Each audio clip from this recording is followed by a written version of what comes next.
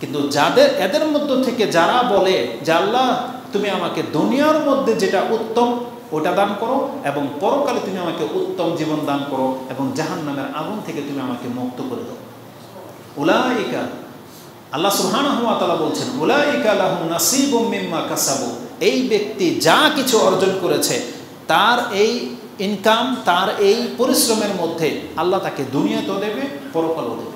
কারণ আল্লাহ বলছেন যারা এইভাবে দোয়া করে সে যা কিছু করে তার বিনিময়ে তাকে দুনিয়াতেও দেওয়া হবে এবং তাকে পরকালেও দেওয়া হবে।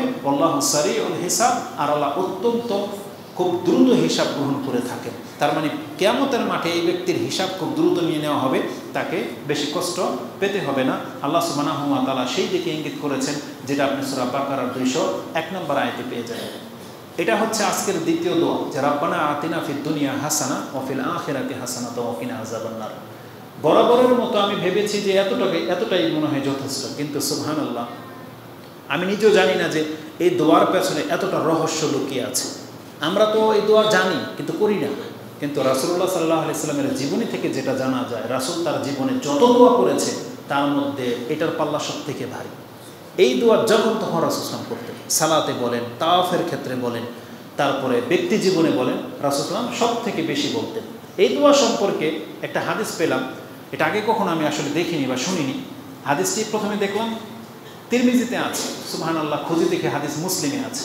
তো যখন মুসলিমে আছে মনটা আরও বেশি প্রশস্ত হয়ে গেল। এর মর্ম কি? আমরা এই দোয়া তো জানি যে কোরআনে আছে রাব্বানা আতিনা ফিদ দুনিয়া হাসানা ওয়া ফিল আখিরাতি হাসানা ওয়া কিনা আযাবান্নার, এটা আছে এবং মাঝে মাঝে বলিও আমরা, কিন্তু ফিল হয় কোনো কিছু আপনি কি চাচ্ছেন। হাদিসগুলো বর্ণনা করার আগে আপনাকে একটা চমৎকার তথ্য দিই।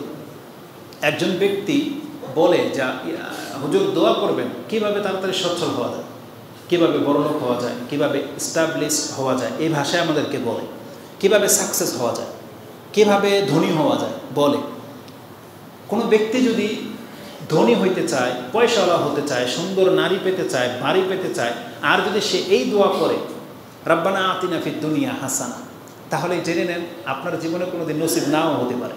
বলেন তো কেন নাও হতে পারে? কারণ আপনি আল্লাহর কাছে চাচ্ছেন একটা, উদ্দেশ্য আরেকটা। আপনি চাচ্ছেন ধনী হওয়া, আপনি চাচ্ছেন বাড়ি গাড়ির মালিক হওয়া, কিন্তু আল্লাহর কাছে বলতেছেন রাব্বানা আতিনা ফিদ দুনিয়া হাসানা, আল্লাহ তুমি আমাকে দুনিয়াতে উত্তম কিছু দাও।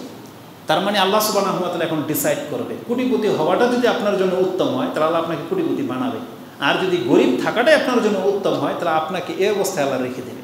কিন্তু তার মানে আপনি ভাববেন না যে আমি তো আল্লাহর কাছে কোটিপতি হওয়ার জন্য দোয়া করতেছি, আল্লাহ তো আমাকে এইভাবে নিঃস্ব করে রেখে দিল। আপনি চাচ্ছেন তো তাই, কারণ আপনি আল্লাহর কাছে চেয়েছেন আল্লাহ দুনিয়াতে যেটা উত্তম তুমি আমাকে সেটা দাও। আল্লাহ কিন্তু আপনাকে উত্তমটাই দিয়ে রেখেছে, কারণ আল্লাহ তো আমাদের প্রত্যেকের অবস্থা সম্পর্কে জানে না? আল্লাহ ভালো করেই জানে আমি পয়সাওয়ালা হলে কি করতাম, আল্লাহ ভালো করে জানে আমি এর চেয়ে বেশি হ্যান্ডসাম হলে কি হইতাম, এটা আল্লাহ ভালো করেই জানে। তো আল্লাহ সুবহানাহু ওয়া তাআলা প্রত্যেকটা ব্যক্তির তকদির সম্পর্কে জানে, এবং মুমিন বান্দা যদি সত্যিকার অর্থে আল্লাহ তার জন্য কল্যাণ চায় তাহলে আল্লাহ তাকে ওই অবস্থাতেই রাখে যেই অবস্থায় থাকলে সে আল্লাহর বান্দা হিসেবে জমিনে বেঁচে আছে। যদি এর চেয়ে ব্যতিক্রম কিছু হয় সে আল্লাহর বান্দার থাকবে না, ইহুদি নাসারাদের মতো ইউরোপ আমেরিকার স্টাইলে চলে যাবে, অথবা চোর ডাকাত বদমাইশের মতো রাহাজানিতে ফাসাদে লিপ্ত হয়ে যাবে।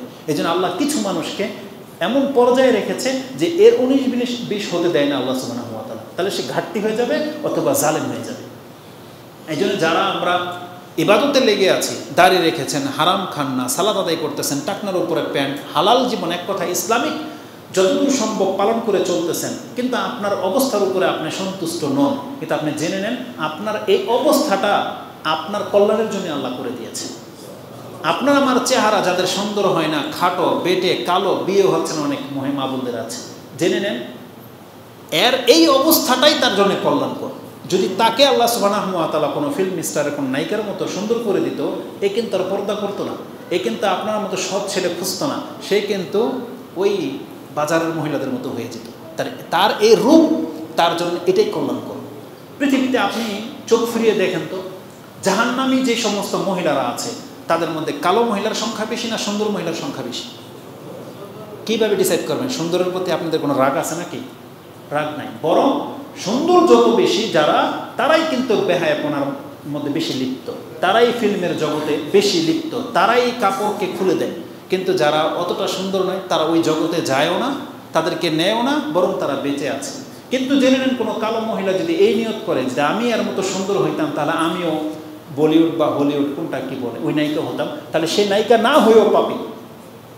কারণ নিয়ত এমন একটা ব্যাপার।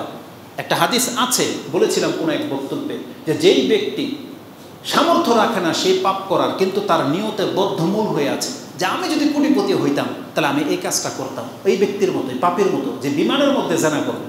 এই খায়েশ যেই ব্যক্তি রাখে, মদ খেতাম আমি, বিমানে প্রাইভেট বিমান কিনতাম, সেখানে আমার গার্লফ্রেন্ডকে নিয়ে আমি মদ খেতাম, আয়েশ করতাম, এই নিয়তটা যেই ব্যক্তি বিমান দেখে করে, এই ব্যক্তি সেই কাজ না করেও পাপি। এই কাজটা করলে যে পাপ হবে, এই ব্যক্তির ইচ্ছা থাকার কারণে ওই পাপের পাপই সে হবে। এই বর্ণনায় রয়েছে হাদিস। আবার উল্টোও রয়েছে, যেই ব্যক্তি অঢেল কোনো সম্পত্তিওয়ালাকে দেখে, যেই ব্যক্তি মসজিদ মাদ্রাসা করে দেয়, হজ করে, উমরা করে, কোনো ব্যক্তি যদি এই ব্যক্তিকে দেখে এই আকাঙ্ক্ষা করে, আল্লাহ যদি আমাকে এরকম তৌফিক দিত, আমিও বাংলাদেশে মসজিদ দিয়ে ভরে দিতাম, তার মানে সেই ব্যক্তি অক্ষম হওয়ার কারণেও মসজিদ বানাতে পারলে যে নেকি হতো, এই ব্যক্তিকে আল্লাহ সেই নেকি দিয়ে দিবে। নিয়তটা অত্যন্ত সেন্সিটিভ বিষয়। তালাকুল্লি হাল, আল্লাহ সুবহানাহু ওয়া তাআলার কাছে আপনি এই দোয়া করবেন, রব্বানা আতিনা ফিদ দুনিয়া, আর আপনার নিয়ত থাকবে কোটিপতি হওয়া, আপনি জেনে নেন কিয়ামত পর্যন্ত আপনার দোয়া কবুল হবে। কারণ আল্লাহ আপনার দোয়া কবুল করেছে বিধে আপনি এই অবস্থায় আছেন। ঠিক আছে? তো এটা, কারণ ভাষাটা দেখেন, রব্বানা আতিনা ফিদ দুনিয়া হাসানা, যদি বলতেন রব্বানা আতিনা ফিদ দুনিয়া, ওই আগের ব্যক্তিদের মতো, মিনান নাসি মান ইয়াকুলু রব্বানা আতিনা ফিদ দুনিয়া, আল্লাহ কি বলেছে, যারা শুধু দুনিয়া চায়, আল্লাহ যদি তাকে দুনিয়া দিয়ে দেয়, আল্লাহ বলছেন পরকালে ও জাহান্নামের আগুন ছাড়া কিছুই পাবে। তার মানে মুমিন কোনোদিন শুধু দুনিয়া চাইতে পারে না। দুনিয়া কোন দুনিয়া চাইতে পারে? যেই দুনিয়াটা বেঁচে থাকার জন্য যতটা আমার জন্য কল্যাণকর, সেটা চাইতে পারে। এই জন্য আল্লাহ নিজেই শিক্ষা দিয়েছে, বরং আমার মুমিন বান্দারা আমার কাছে চাইবে শুধু দুনিয়া নয়, বলবে দুনিয়া হাসানা, আল্লাহ উত্তম দুনিয়া তুমি আমাকে দান করো, হারাম দুনিয়া নয়। ঠিক তেমনি পরকালে যেহেতু দুইটা জায়গা, একটা উত্তম জায়গা জান্নাত, আর একটা হচ্ছে অনুত্তম জায়গা জাহান্নাম। এই জন্য পরকালে যখন চাইবেন, কি চাইবেন? ওয়াতিনা ফিদ দুনিয়া হাসানা ওয়া ফিল আখিরাতি হাসানা ওয়া কিনা আযাবান নার, এবং আমাকে, তার মানে বোঝা যাচ্ছে যে একজন ব্যক্তি যত বড় পাপী হোক, সেজন্য আল্লাহর শাস্তির অপেক্ষায় না থাকে, বরং সেজন্য আল্লাহর কাছে চায় যে আল্লাহ আমি পাপী বটে, কিন্তু আল্লাহ তুমি আমাকে দুনিয়াতেও শাস্তি দিও না, পরকালেও তুমি আমাকে আল্লাহ শাস্তি দিও না, এবং তুমি জাহান্নামের আগুন থেকে তুমি আমাকে মুক্ত করে দাও।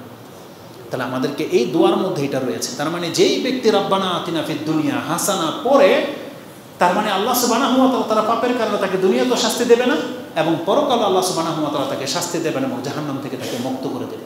আর এই হাদিস ইমাম মুসলিম কোট করেছেন তার কিতাবুদ দোয়া 49 নম্বর অধ্যায় 7 নম্বর পর্বে পেয়ে যাবেন। হাদিস হচ্ছে 6728, এবং তিরমিজিতে হাদিসটি 3487-তে রয়েছে। এই দোয়া সম্পর্কে শুধু আজকে বলবো, আর শেষ করে দেব, যেহেতু সময় খুব দ্রুত পার হয়ে চলে গেছে। রাসূলুল্লাহ সাল্লাল্লাহু আলাইহি ওয়াসাল্লাম যত দোয়া করতেন, তার মাঝে এই দোয়াটি সব থেকে বেশি করতেন। সাআলা কাতাদা আনাসান, আনাস রাদিয়াল্লাহু তাআলা আনহুকে জিজ্ঞাসা করেছেন কাতাদা রাহিমাহুল্লাহ, আইয়ু দাওয়াতিন কানা ইয়াদউ বিহান নবী সাল্লাল্লাহু আলাইহি ওয়াসাল্লাম, রাসূলুল্লাহ সাল্লাল্লাহু আলাইহি ওয়াসাল্লাম কোন দোয়াটি সব থেকে বেশি করতেন? আকসারা ক্বালা কানা আকসারা দাওয়াতিন ইয়াদউ বিহা ইয়াকুলু আল্লাহুম্মা আতিনা ফিদ দুনিয়া হাসানা ওয়া ফিল আখিরাতি হাসানা ওয়া কিনা আযাবান নার। এই দোয়াটি রাসূলুল্লাহ সাল্লাল্লাহু আলাইহি ওয়াসাল্লাম সব থেকে বেশি করে থাকতেন। আনাস রাদিয়াল্লাহু তাআলা আনহু তার আমল থেকে যে জিনিসটা পাওয়া যায়, আনাস রাদিয়াল্লাহু তাআলা আনহু যখনই রাসূলুল্লাহ সাল্লাল্লাহু আলাইহি ওয়াসাল্লামের মতো করে কোনো দোয়া করার ইচ্ছা করতেন, যে আমি আজকে রাসূল যে দোয়া করতো সেই দোয়া করব, তখনও তিনি এই দোয়াই করতেন। এমনকি তার জীবনের যে কোনো কিছুর প্রয়োজন যদি দেখা দিত, তখন আনাস রাদিয়াল্লাহু তাআলা আনহু শুধু এই দোয়াটাই করতেন। এমনটাই রয়েছে, বলছেন ওয়া কানা আনাসুন ইযা আরাদা আইয়াদউ বিদাওয়াতিন দাআ বিহা, যখন তিনি রাসূল সাল্লাল্লাহু আলাইহি ওয়াসাল্লামের মতো ন্যায় দোয়া করার ইচ্ছা করতেন, এই দোয়াটাই করতেন। ফাইজা আরাদা আইয়াদউ বিদুআইন দাআ বিহা ফি, এবং যখন তিনি আল্লাহর কাছে কোনো কিছু পাওয়ার আশা করতেন, যে কোনো ঘাটতি হোক, যে কোনো প্রয়োজন হোক, তিনি এই দোয়াটাই করতেন। তার মানে এই দোয়ার মাঝে দুনিয়া এবং পরকালের সব কিছু নিহিত রয়েছে। আপনার জীবনের যত কিছু চাওয়া পাওয়া আছে এই দোয়ার মাঝে রয়েছে। এই শব্দগুলো বর্ণনা করেছেন ইমাম মুসলিম তার কিতাবের দোয়ার অধ্যায়ে পেয়ে যাবেন। হাদিস হচ্ছে